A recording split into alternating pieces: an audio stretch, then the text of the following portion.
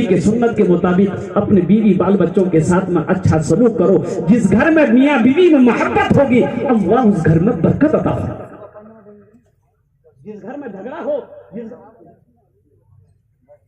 جس گھر میں جھگڑا ہو, جس گھر میں تو میں ہو, جس گھر کے اندر میں تکرار ہو, اس گھر میں رحمتیں نازل نہیں ہوتی, اس گھر میں برکتیں نازل نہیں ہوتی, اس گھر سے سکون نکل جاتا ہے. اس لیے گھر کے اندر میں, گھروں کے اندر میں بیوی کے ساتھ بچوں کے ساتھ اچھا سلوک کرو, محبت پیدا کرو, اللہ تیرے گھروں کے اندر میں برکت عطا فرماتا.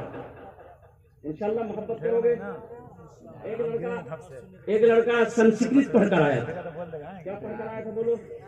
ہاں, ایک بیٹی والا کو پتا چل گیا کہ میری بھی اکلوتی بیٹی ہے. وہ لڑکا جو پڑھ کر آیا ہے وہ بھی باپ کا اکلوتا بیٹا ہے, اور قربان جاؤ اگر میری بیٹی کے ساتھ اس کی شادی ہو جائے تو بہت اچھا رہے گا. اپنی بیٹی کی تصویر لیا, فوٹو لیا, ایک لڑکا کو ساتھ دیا, بولا چل تو اس کے گھر